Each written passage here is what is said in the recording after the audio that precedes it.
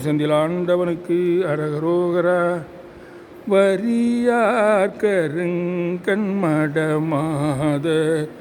மகவாதை தொந்தம் அதுவாகி இருபோது நைந்து மெலியாதே இரு தாளின் அன்பு தருவாயே பரிபாலனம் செய்தருள்வோனே பரமேதுரந்தன் அருள்பால அரிகேதவந்தன் மருகோனே அலைவாய் அமர்ந்த பெருமாளே இருபோது நைந்து மெலியாதே இரு தாளின் அன்பு தருவாயே அலைவாய் உகந்த பெருமாளே.